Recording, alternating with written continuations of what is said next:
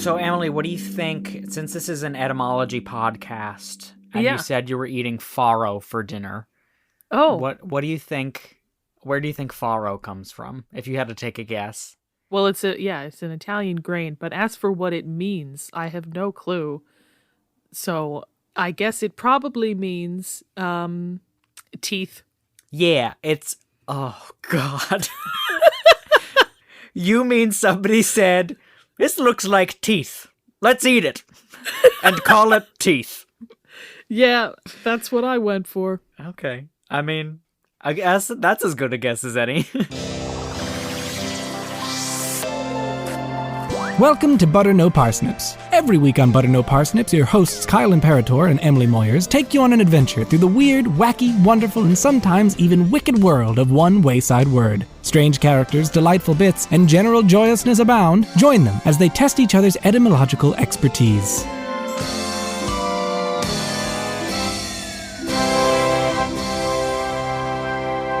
Apparently, I've just looked it up. It just means wheat. It's just the name of a grain. Oh, okay. Hey, Kyle. Hey, Emily. We're back. We're back with another Butter No Parsnips, aren't we? What? I thought we were recording for our other podcast. Oh, but we can't talk about that podcast. Oh, we can't talk about that podcast. We were sworn it's a state secret. It's a state secret. Yeah, it's a podcast run by the Biden administration. Yes, but since we're on this podcast that we can talk about, I should tell you all that Kyle has a word for us.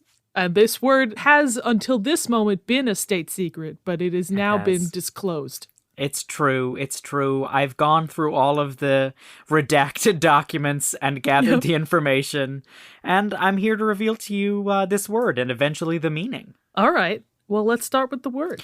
So, Emily, you might know this word. It has two separate etymologies. One of them's kind of obvious. The other one's less so. But I'll give you full credit for this one if you can get close to the less obvious etymology. How's that?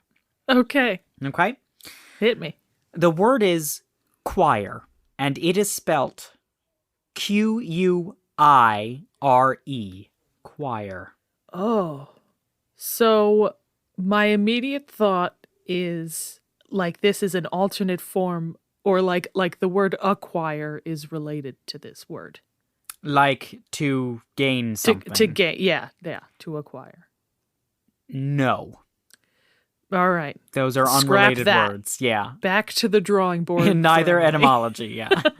Can you give me a language of origin? I can. It is from either or both. It's unsure, but it's from either Anglo-Norman or Old French, and it comes through Middle English. Sure, that makes sense. Mm-hmm. Oh, it's from French. Yeah. And it can be used as a noun or a verb in either etymology. Huh. So, to choir. Yes. Or a choir. You got it. Not acquire, a choir. Not a choir. Yeah. Yeah. Can you give me any other hints as to the meaning? One of them, when I said it was really obvious, one of the etymologies, it's because it is an alternate spelling of a word that is more familiar to us. Would that be choir? Yes, it is that. It is that word. Okay. I probably just gave that one to you, but that's not the one that you need to get. Sure. So one meaning is like a group of singers? Yeah, so that meaning can be like an archaic term for choir, as in a group of singers. Mm-hmm. It could also be used to describe the area of a church used by the choir. Oh, that's fun. So commonly in the chancel, which is the space around the altar, which is at the east end of a cruciform church, they would call that area a choir. Okay. And you can also use it as a verb. To choir means to sing in concert. Right. But then there's another meaning that is it related to that meaning or just completely separate? Completely separate. And that is what we're going to talk about today. Something completely different from singing. In that meaning, a choir is a rare species of frog, actually.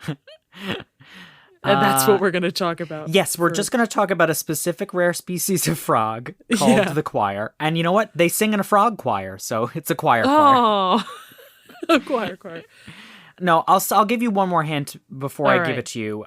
All right. My on-the-nose hint is it can be found in a book. Oh, frogs can be found in books. I guess. If you, like, squish them like you do, like, flowers to preserve them. I meant like there could be a book on the subject of frogs, but I guess you're right. Sorry, they can be found in books? It can be found in a book, yes. It can be found in a book. Words? Pages? Pages is letters? Close. Yeah, parchment? No.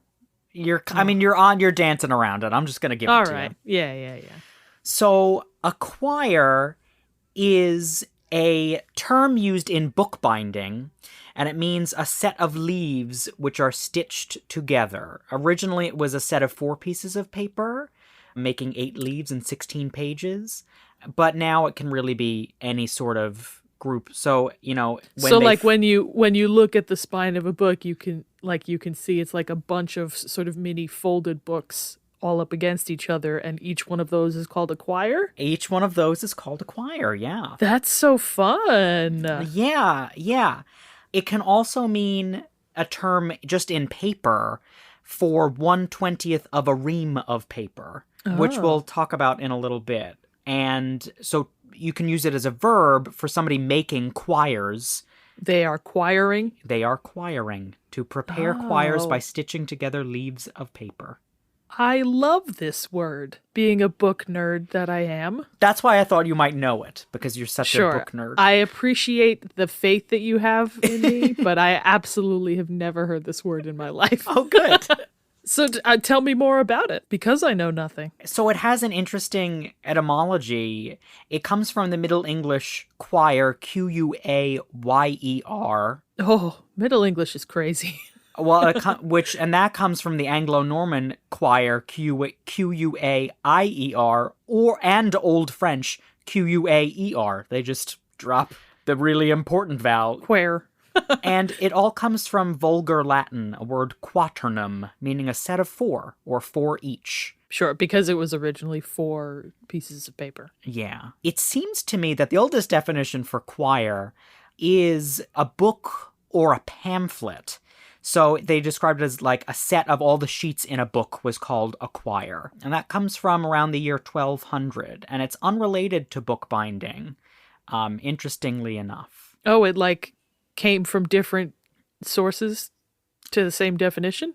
Yeah, I think it started off as the pamphlet definition, and then when bookbinding evolved into more of an art form in the middle of the 15th century, they started to associate these pamphlets with what they were making in bookbinding to create the books, and they just called them quires. Wow. Quire, Quire, comes from a different word. That comes from Old French. Quer, Quer, or quayor, Queor. And those are variants of Cur for chorus. And the interesting thing is that quire was used for a long time until the end of the 17th century to mean like a group of singers. Oh. But there was this movement to Latinize words towards the end, English words towards the end of the 17th century. Right. And so quire was one of the ones that was a victim of it. And they just looked at it and said, well, the Latin word chorus doesn't look anything like choir. So we're just going to put a CH in front of this word, even though it does not look like it should say choir when you look at it. That's so funny. Yeah. Yeah, that's a crazy thing. Like the transition from Middle English into early modern was truly just a bunch of scholars were like, you know what our language needs more of? Latin and Greek. What if we just insert it manually? Yeah, literally, manually. And they're like, if we just start doing it, it'll catch on. No, people won't have a choice, Yeah, truly. Emily, since you love books so much, let's talk about bookbinding a little bit. I would love nothing more. So, historically, books were made of leaves of either parchment or vellum. Vellum? What is vellum? So vellum is synonymous with parchment. but it can be specifically used to refer to the animal skins used as materials for making vellum or parchment. So vellum comes from the Old French vellin and the Latin vitulinus, meaning of a calf. Oh. So, those pieces of material could have been made from calf skins back then. Right. Before it was plants. Yes. Parchment, that's a word that we all know, but it's got a kind of interesting history. It comes from Middle English parchment, Parchemyn, and then through Old French and through Latin from a word called pergamena. And that word comes from an ancient Greek word, pergamenos, meaning of Pergamon, which comes from, there was an ancient city called Pergamon, Pergamon. It's where modern-day Bergama in Turkey is, and it's where parchment was invented, was the city of Pergamon, and it was invented as an expensive alternate for papyrus. Papyrus at the time was something made of plants, whereas pergamon, or parchment, was made from skins of animals, calf, kid, or lamb skins. But it's interesting that it comes from a city, an ancient city. Yeah. That's where the word comes from. Yeah. Pergamena, by the way, I think I read that book as a child. Pergamena, yes. That's the one. The tiny little fairy. She lives in the flower of a pear tree. Pergamena. Pergamena. Yeah, and there she sips the nectar from calf skins. The nectar from calf skins? I think that's just blood. Is Pergamena a vampire? It was a Grimm's fairy tale. Way better than Thumbelina. Yeah, really. I can't wait for the modern retelling, Yeah, the gritty remake that really leans into it. So the development of parchment led to the development of the codex, which was an early version of the manuscript, which had pages of parchment stitched together along one side. Prior to the invention of codices, when people wanted to write longer works, they had to be written on scrolls of papyrus. So they had it was these long scrolls of pieces of papyrus, and then once they developed the codex, it replaced scrolls as the preferred writing material for longer writings, and it became the ancestor of our modern day book. Well, that's so terribly interesting. So the animal skin version of paper was more or less expensive than papyrus? More expensive. I don't know why they wanted to create a more expensive version of papyrus. Well, I guess if you're the one making money off of it, then you would. Well, I think yes. My assumption is that maybe it was made for fancier writings or for, royal writings, Sure. And I imagine it would last longer than plant-based paper. Absolutely. But more gruesome for sure. Definitely more gruesome. Wasn't everything more gruesome back in the Middle Ages? Absolutely. That's where we get all those strange paintings from. Yes, many horrifying paintings of baby-faced adults and adult-faced babies. I just assume that's what the painters weren't bad back then. That's just what people look like. That's just what people look like. Yeah, and we're lucky to live in the age that we live. Yeah, it was a horrifying time. Yeah. So quires then they started to fold leaves of parchment or vellum to create books, and that's when we got quires. Those folded leaves of parchment or vellum were originally called quaternions or quaternums, meaning, four, having a four term. They could be folded into any different number of sheets, which all had their own terms, which I won't go through because they're pretty on the nose. Sure, it's just different numbers. Yeah. But then once paper became the material of choice, quires could be larger than four. They could be any number, and the meaning of the four... Because the paper was thinner? Yeah, the meaning of four was kind of obfuscated, but we continue to call it quire to this day. It is the bookbinding term for that piece of the book. Just a vestigial four. A vestigial four. Yeah. Which also happens to be the number of vestigial tails that I have. That you have, yes. A vestigial 4. Yeah, sitting down is rough. Oh, it's so hard, yeah. So, on the subject of bookbinding, I want to talk to you about a famous group of bookbinders, a printing firm. I mean, do you know any history about bookbinding or the printing press or anything like that? Is there anything that you can think of off the top of your head? So the first two things that come to mind are the book Inkheart. I think her dad was a bookbinder or a book fixer, a book doctor. That's what they called him.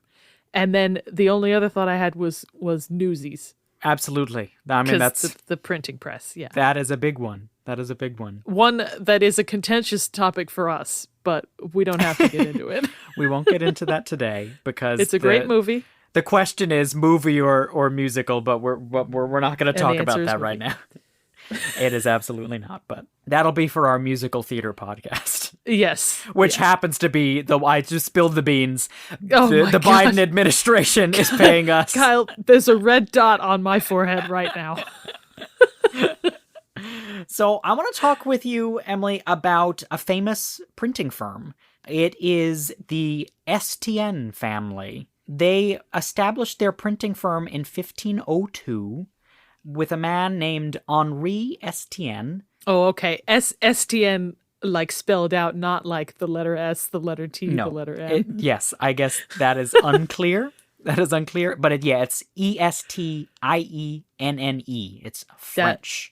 That makes more sense. Henri Estienne. His Latinized name was Henricus Stephanus.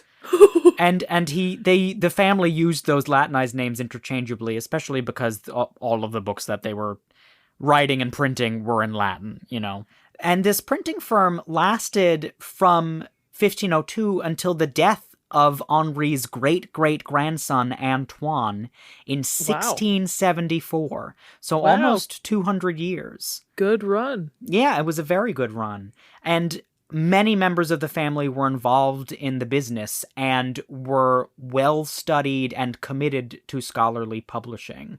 So one of the things that's really interesting about the family is that everyone was involved, including, all of the women. So the daughters were involved, and if you married into the family, you were expected to take classes in Greek and Latin so that you could help write these novels, write these translations.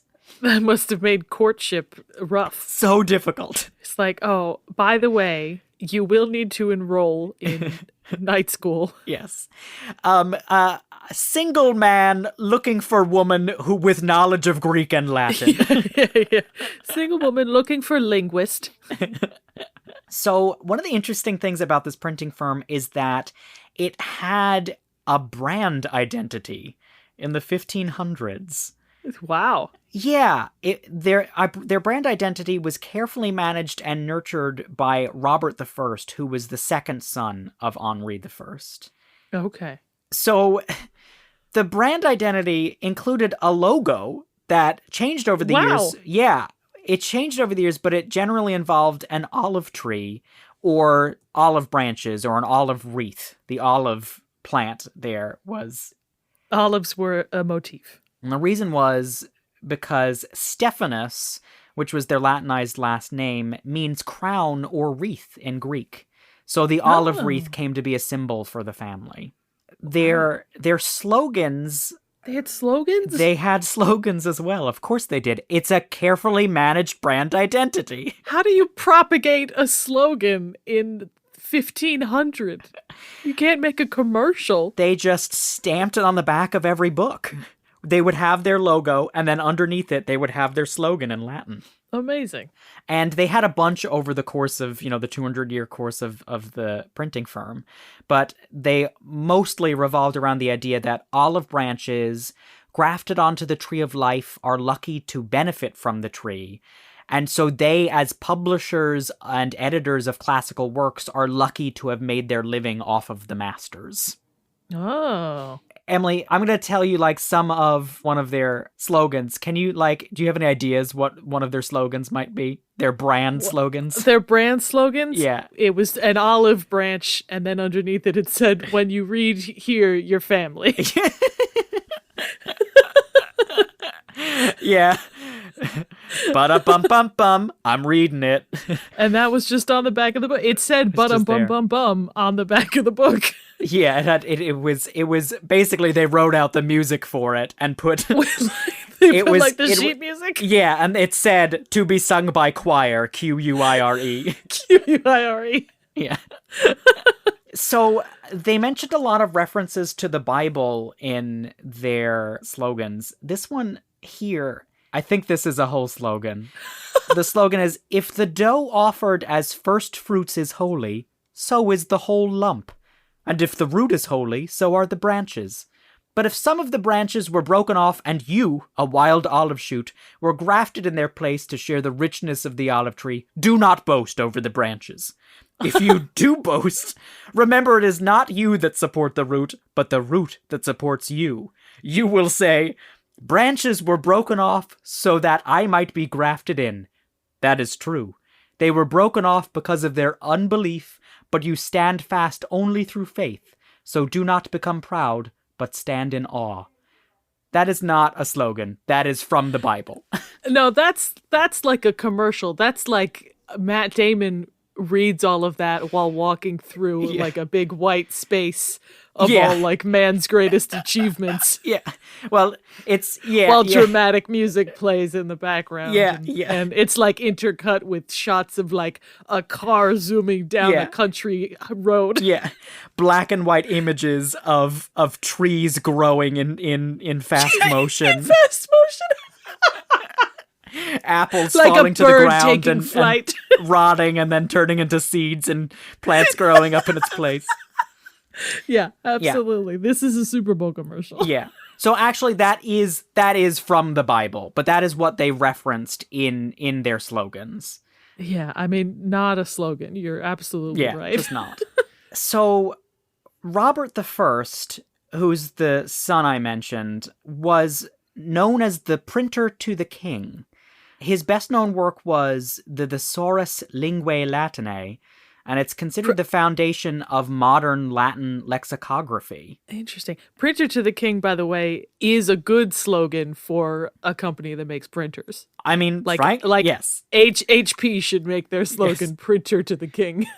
Because of his work, he became known as the father of French lexicography. He did a lot. He was very important for printing at the time. And his printing is the first to use apostrophes and grave and acute accents in France. Interesting. Yeah, he was trained as a punch cutter, but we've never been able to identify a font that is specifically created by him, but he worked with the best punch cutters of the time in France. Those were the people that, designed the letters? The letters that would go in the printing press, yeah. Got it. And he was the first one to put all the 1,000,006, diacritical markings that French has? Yes. So we can blame him for that. So it's his fault for the little, line under the C and the caret above? Yes. Yeah. It is absolutely his fault. Wow. He published 2 dictionaries, one in English Latin and one in French Latin. And they were seen as better than others of his time because he used only citations from classical authors in the definitions. Gotcha. And he arranged it alphabetically based on the first 3 letters of the word, and then ordered it etymologically, which combined the 2 competing methods of ordering words in dictionaries at the time. At the time, they were either organized completely alphabetically or completely etymologically. Completely I can't even say that, yes. But it sounds like a nightmare. How would you ever find what word you were looking for? I don't know. And I've seen some dictionaries like that, and it's like, why? What would the use of this be? Other than just for reading material. When am I ever I need the definition of any word that comes from Latin. Yeah. Let's see. Okay. It starts with beef here. We're going to learn about beef and all of the beef-related words. Really impossible. Emily, if you had to organize a dictionary, if you had to come up with a different way to organize a dictionary, how might you... Other than alphabetical, which is the only way that makes sense? Yeah, but like a fun way that might be useful for someone. Maybe specific. I would just do it by length, like number of letters. Oh my god. And then not even alphabetically, by number of letters, just randomly. Yeah, beyond that, just random. Yeah. Here's all the 6-letter words in the next 500 pages. Yeah, well, it would be by length and then by how much I like the word. Oh my gosh. So it would lead up to, from my least favorite 6-letter word to my most favorite 6-letter word. I mean, what a personal endeavor to come up with. Oh yeah, it's going to take decades, but I'm going to do it. I mean, now that this is on air, like you're committed to this. But this is how I'm going to get sponsorships. Yes. For your dictionary. Brands come for me. Brands come for you. What's the slogan for your dictionary that goes on the back? We don't have the time. It's 6 paragraphs long. Yeah. It's going to take up the entire back cover. This is one of those things where like you die in the middle of it like famous novelists do. We must finish her work. We've got to finish her famous symphony. Yeah. No one would. No one would. They might look at it and say, wow, what a sad, sad creature. What a wasted life. Really, truly, good for her, I guess. But literally, we can't finish it because it was based on her favorite words. She only got up to 4-letter words. How do we know what her favorite 5-letter words were? What is it gonna be? Hold classes, college courses dedicated to discussions of your oeuvre. Yeah. Deep speculation. Yeah, deep speculation. So, Robert I's son, Henri II, also known as Henricus Stephanus as his grandfather, it's a proud name. It is a proud name. He was seen as the most prominent member of the family, and he followed in his father's footsteps, his most famous work being the Thesaurus Graecae Linguae, which is a Greek thesaurus, which I think it was the biggest and best at the time. He published it in 5 volumes. but best among Greek thesauruses, which I imagine was a low bar. Definitely low bar in the mid-1500s, late 1500s, yeah. He's also well known for his publications of Plato, for which he devised his own referencing system, which is still the referencing system we use today for Plato's works. And it's known as the Stephanus pagination. So possibly his most famous work is a work called Apologie pour Hérodotie, and it was an introduction to a French edition of of works by Herodotus. And the introduction that he wrote, it's an original introduction. It paralleled the strange stories in Herodotus's time with modern stories, but in a satirical manner. So the works of Herodotus are like kind of crazy, like out there, apocryphal stories, I guess. But Henri II used these stories and say, hey, maybe it's not so crazy that this stuff could happen today because, like, look at politics, like these people are crazy and we got to learn a lesson from this, in some strange way. Sure. His work was so popular, it went through 12 editions in 16 years. Wow. Yes, that is how popular it was in the 1500s, which that is not an easy thing to do because you had to print each book individually. But I guess if you're a family of bookbinders, you're like, we can do this. This is literally our job. This is our turf. The Church of Geneva found that work so objectionable that Henri was arrested and forced to cancel offending pages from further publications. Oh, wow. We hate censorship. We're anti-censorship unless it's stuff that we want to be censored. Yeah, unless it's stuff we don't like. Unless it's our least favorite 6-letter words. Our least favorite 6-letter words. Or 3-letter words. The others, they're fine. Yeah. So he quotes in quotes, I'm saying he quotes, air quotes around quotes, a poem in this. As far as I can tell, he says he's quoting it, but it seems to be a completely original poem that he's quoting from just a fictional source. So like when you want to act like there's a rumor going around and you're like, some people are saying this, but I just made it up. Yes. And he uses this poem to complain about how the clergy isn't as great as they make themselves out to be. And he calls friars drunkards, basically. Ooh. Yeah, so he prefaces this poem as other examples of the wickedness of this age, especially of such as term themselves clergymen. And here are the first 3 verses, Emily. Oh my gosh. To you, sir friars, this suit I make, that some good course of life ye take, in single heart and soberness, and leave your daily drunkenness, which of all ill doth stir the fire, and please you, sir, we serve the choir. Ye do, but if you sober live, to God ye shall right worship give, and in the people breed a strife. To tread in steps of your good life, virtue than vice hath better hire, and please you, sir, we serve the choir.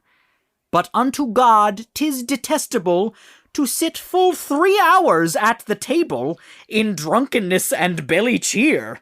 Why do ye not amend this gear, lest God you punish in his ire? And please you, sir, we serve the choir. Oh, I love that as a refrain. Isn't that a nice little refrain? And please you, sir, we serve the choir.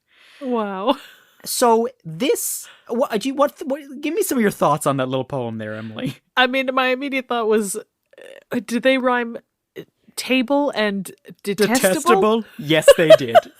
Yes, they did, Emily. Yeah, so they were reaching a little bit. Reaching. But, I mean, probably for good reason, because this poem goes on for a total of 19 verses. Oh, and that was just the first 3? And that was just the first 3. And great. I remind you that he quotes this, but it was most likely an original poem that he wrote to make his point that he was mad that the clergymen were always drunk all the time. Because he literally wrote, we serve the choir, which is his family business. Well, I think he's talking about the choir of the church saying, oh, us clergymen, we serve the choir, tongue in cheek, Then that's a doubly good refrain, because then it's a play on words. Isn't that interesting? Oh, well done, Henri. So, Emily, that's everything that I have on Quire here. Wow. I mean, that was all so cool. I love, the dual meaning and this poem with the play on words. Yeah, I thought you would like this word. It's interesting because it kind of gets into the nitty-gritty of the medium in which we use words nowadays, through the paper, through written word. Yeah. So I thought you might enjoy that. Well, I love that.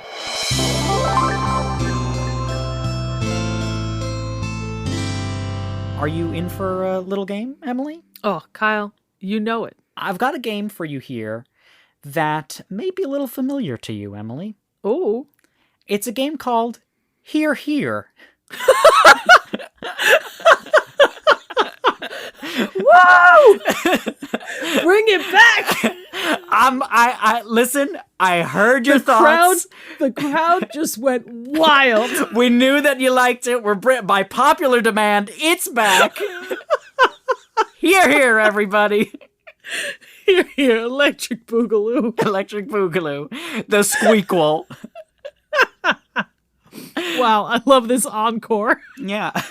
So, for those of you at home playing along with us, I'm going to give a sentence, and Emily's going to have to come up with a grouping of homophones that describe that sentence. So, for example, if I say a promotional pamphlet for joining a church chorus, one might say... A choir. A choir. Yeah. Oh, amazing.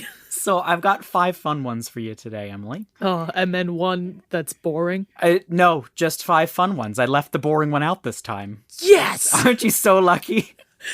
This is the best day ever. So my first sentence here is a type of American coal worker before the 1920s. A type of American coal worker before the 1920s? Yeah. I mean, minor? That doesn't You got make it. sense. Why does that not make sense? That's it, Emily. What is minor before the 1920s mean? Because after the 1920s, children were not allowed to work in mines in America. Oh. It's a minor. It's a minor. Okay, your next one is a high-ranking official in the corn military. A colonel. A colonel. You got it, Emily. Next up, a cigarette smoker's safe. Ooh, a cigarette smoker's safe. Yeah, this might be a hard one. I'm trying to think of like any other word for safe. That's a good place to go, yeah. Thinking like cash. It's kind of an older term for this. I would say Vault. it's more metaphorical nowadays. You wouldn't call a physical item this. You might call something this in like florid language.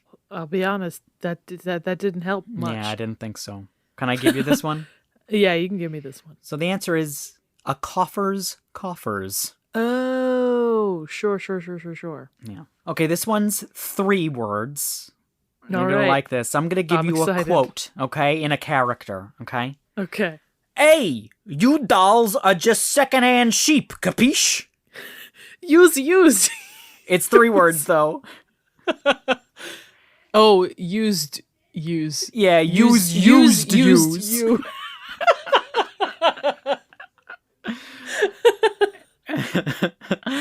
Okay, here's your last one. This is a really fun one.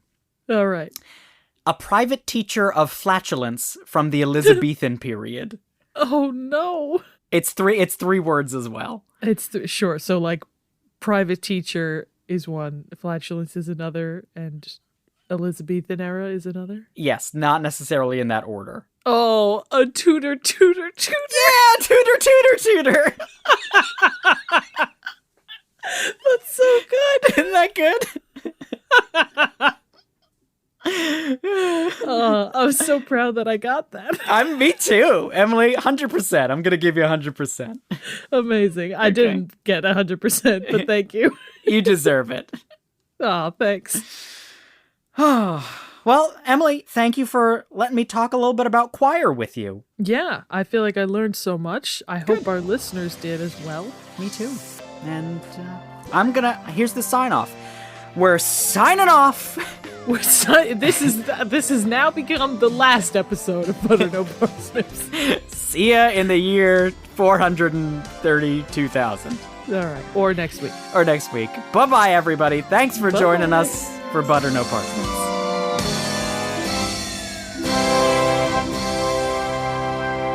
Thank you for listening to Butter No Parsnips. Butter No Parsnips is produced by Seth Gliksman, Emily Moyers, and Kyle Imperatore. The theme music and additional music is by Kyle Imperatore. If you liked listening to this episode, subscribe and give us a good rating and or positive review wherever you heard it. If you really liked listening, consider donating to our Patreon at patreon.com/butternoparsnips. There you can get bonus content you can't get anywhere else, like the monthly Patreon exclusive podcast Buttered Parsnips. Your support means the world to us and encourages us to keep making more. Thanks in advance, and we'll be back next week.